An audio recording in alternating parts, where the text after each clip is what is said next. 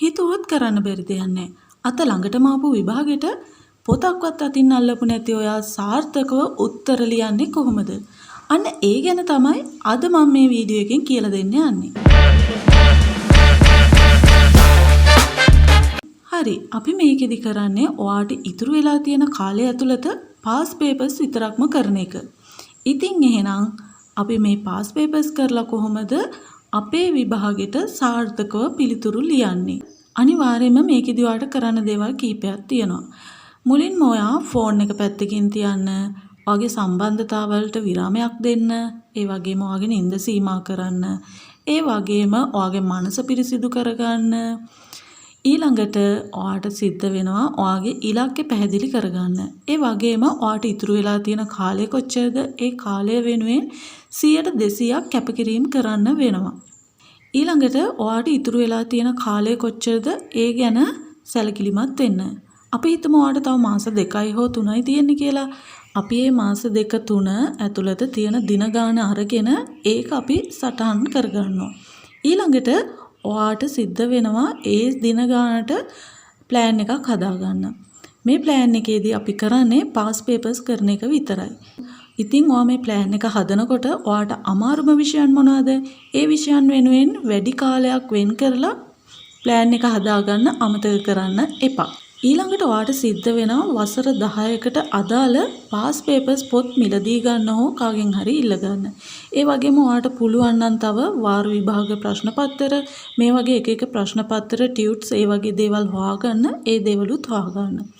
ඊළඟට ඔයාට MCQ paper කරනකොට ඔයා කවදාවත් ඒ පේපර් එකේම උත්තර ලකුණු කරන්න යන්න එපා. ඔයාගේ විෂයන් වලට වෙන වෙනම කොපි පොත් අරගන්න. මේ කොපි පොතේ ඔයා MCQ ප්‍රශ්න 40 නම් තියෙන්නේ 1 2 3 4 5 කියලා ඉලක්කම් 40ක් දාගෙන අර ප්‍රශ්න පත්‍රයේ තියෙන ප්‍රශ්න කියවලා ඔයා දන්න විදියට ඒකට උත්තර ගහගෙන යන්න කොපි පොතේ. ඊළඟට ඔයා බලන්න උත්තර හරිද කියලා. පාස් පේපර්ස් පොත්වල පිටිපස්සේ උත්තරත් තියෙනවා. ඉතින් මේ විදිහට බලලා හරි වැරදි බලන්න. එතකොට ඔයාට තීරණය කරන්න පුළුවන් ඔයා මොන වගේ තත්වයකද ඉන්නේ කියලා. හරි. ඊළඟට ඔයාට කරන්න තියෙන්නේ ඊළඟ පියවර ඔයා මේ MCQ ප්‍රශ්න 40ම අතින් ලියලා ඒ 40ටම අතින් පිළිතුරු ලියන්න. හරියට ඔයා ප්‍රශ්නෙට උත්තරේ අකුරු වලින්ම ලියන්න. ඒ ලියන ගමන් ඔයා මතකෙට අවධාරණය කරගන්න. ඊළඟට ආයේ ඊළඟ පියවර ඔයා නැවතත් අර විදියට ඉලක්කම් ටික දාලා ඒ විදිහටම උත්තර ලියන්න. ඊට පස්සේ නැවත බලන්න ඔයා මේකෙන් කීයක් හරිද. මේ විදියට දිගටම කරගෙන යන්න. ඒ වගේම ඔයා සැලකිලිමත් වෙන්න ඕනේ මේ පේපර් එකට අදාළ කාලයට අනුව මේ පේපර් එක කරලා අවසන් කරන්න. හරි. ඒ විදියට MCQ පුහුණු වෙන්න. දෙවෙනි කාරණාව තමයි ඔයාගේ රචනා ප්‍රශ්න. රචනා ප්‍රශ්න වලදී ඔයාට ලියන්න තියෙන රචනා ප්‍රශ්න කිහිපය තෝරගන්න.